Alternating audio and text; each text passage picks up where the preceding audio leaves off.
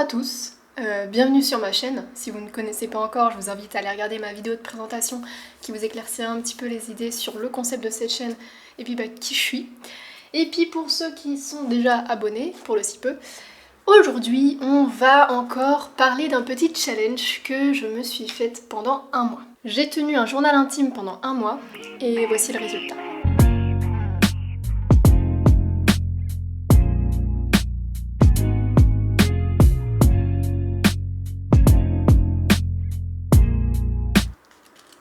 Il y a beaucoup de personnes qui parlent des bienfaits de l'écriture, notamment dans le développement personnel, de comment ça peut aider à libérer ses pensées, à se sentir mieux, de booster sa créativité, de libérer ses idées, de comprendre qui on est, de savoir un petit peu où on en est intérieurement. Et j'avais déjà essayé ça avant, mais je n'y arrive jamais.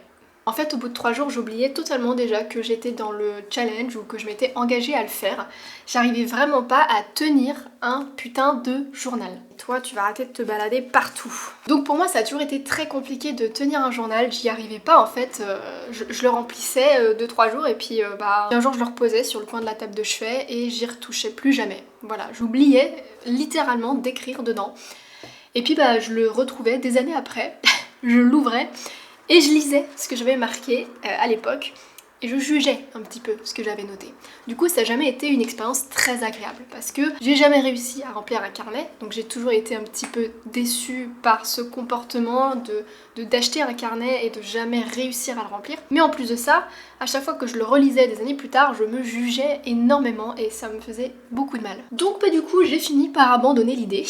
Et j'ai essayé l'ordinateur parce que voilà, je me disais c'était peut-être plus simple.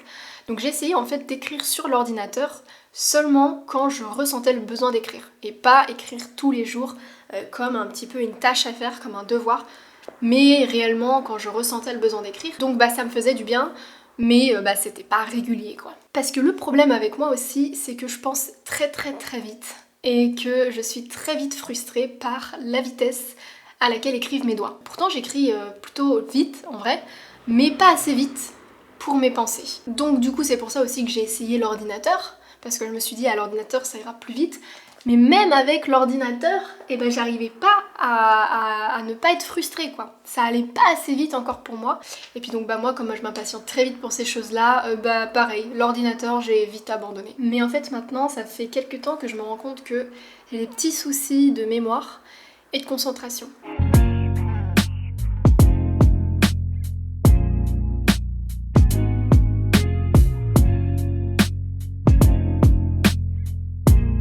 En fait, j'ai beaucoup de mal à me souvenir des choses parce que justement, je suis pas du tout concentrée, je suis pas du tout dans le moment présent. Je suis très dispersée et j'arrive pas à me reconnecter réellement au moment présent. Donc j'ai beaucoup de soucis de mémoire, que ce soit les souvenirs que j'ai depuis pas très longtemps, mais aussi les souvenirs assez lointains que j'oublie de plus en plus au fur et à mesure, même si c'est normal au final d'oublier, parce qu'avec l'âge on peut pas se souvenir de tout, mais réellement j'ai quand même franchement du mal, on va dire. Et donc je me suis dit que ce petit challenge de tenir un journal intime pendant un mois, ça pourrait peut-être m'aider à régler ça. Le fait d'être régulière et de noter mes journées, ça pouvait peut-être m'aider à prendre un peu de recul, à faire le bilan et à me souvenir mieux de ce que j'ai fait dans la journée et mieux garder les pieds sur terre quoi. Et puis le faire pendant seulement un mois, ça fait moins peur que de s'engager à remplir tout un carnet. Donc ce challenge c'était vraiment cool parce que je me suis dit si au bout de 30 jours j'ai pas envie de continuer, c'est pas grave, c'était un challenge de 30 jours, il n'y a pas de culpabilité à la fin de ne pas réussir à le remplir plus que ça. Donc pour moi ça m'allait et du coup ça me faisait moins peur, donc je me suis lancée dedans.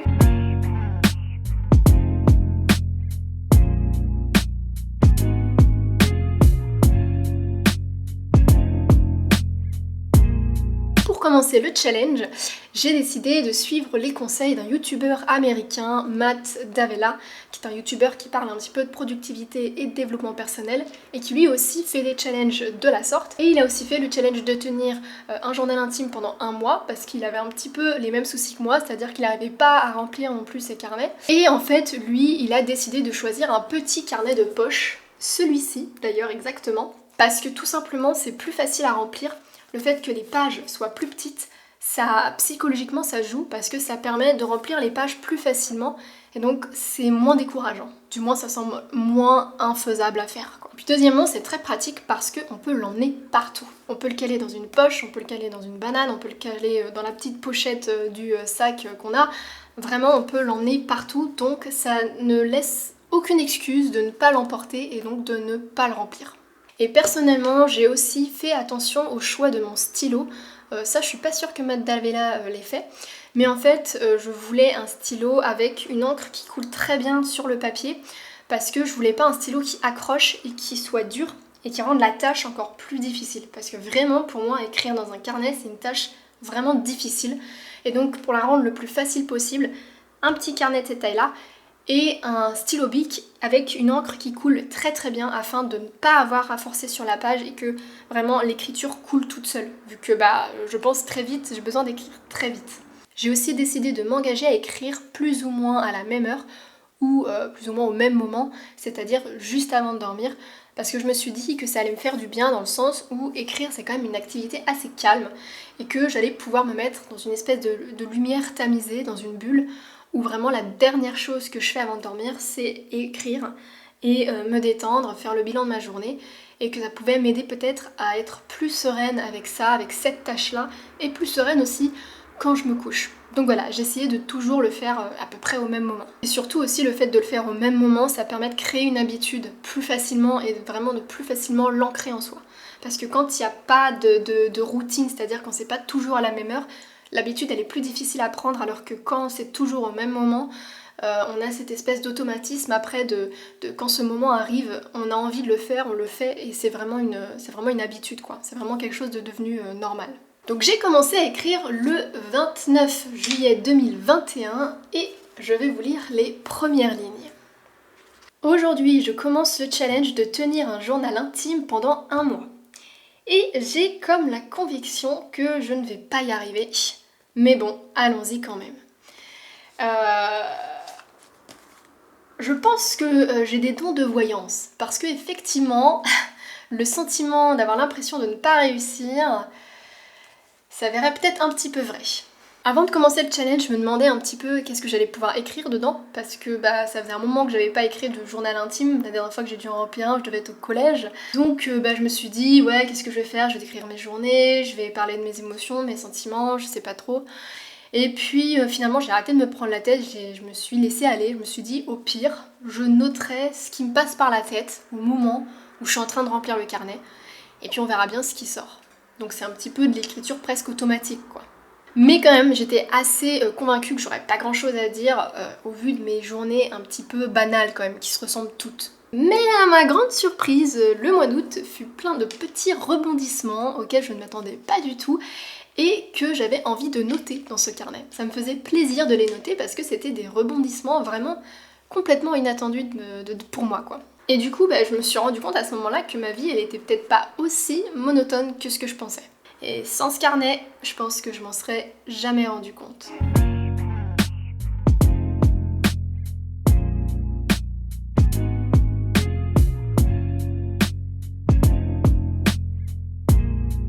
Écrire dans le journal, ça n'a pas toujours été facile. Par contre, j'avais souvent la flemme, j'oubliais, j'avais pas le temps.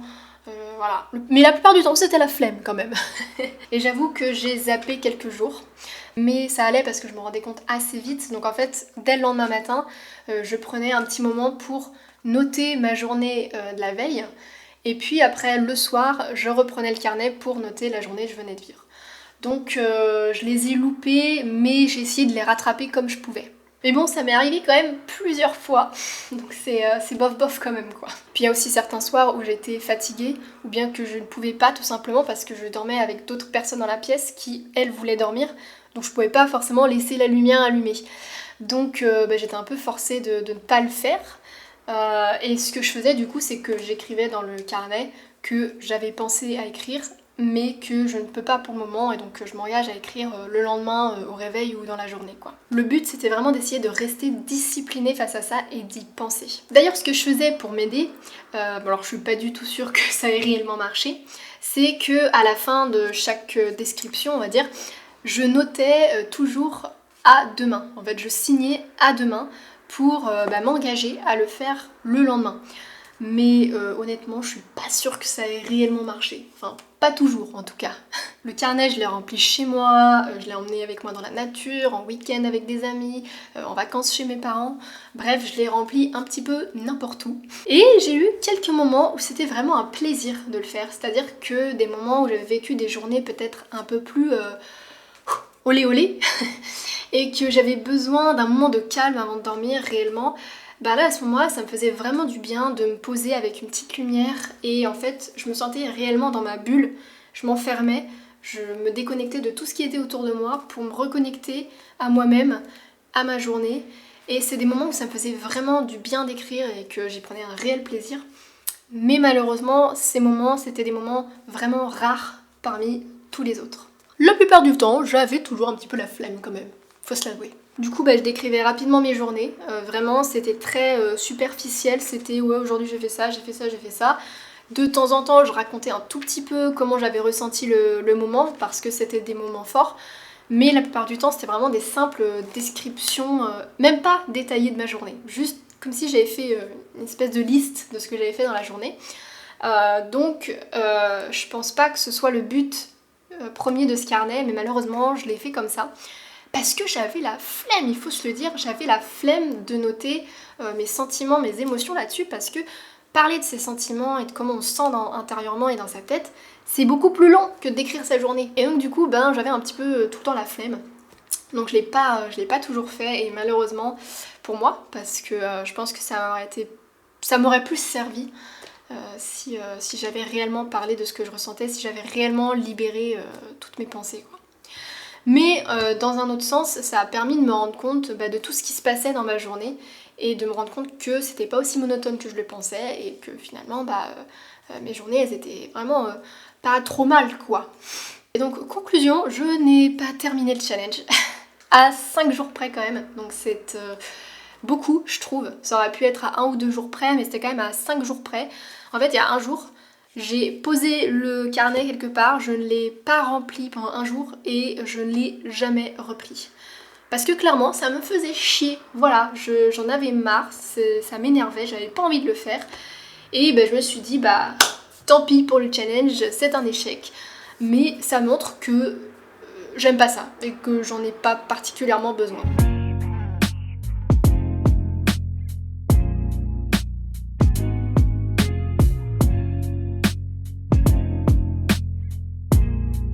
Du coup pour conclure, vraiment je pense pas que écrire dans un carnet ce soit mon dada, hein. Je pense qu'on le sait maintenant, on l'a compris. J'ai eu des bons moments mais vraiment c'est pas mon délire en fait.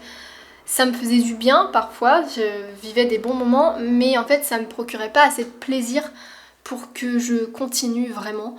Donc c'est dommage et en même temps chacun ses trucs quoi.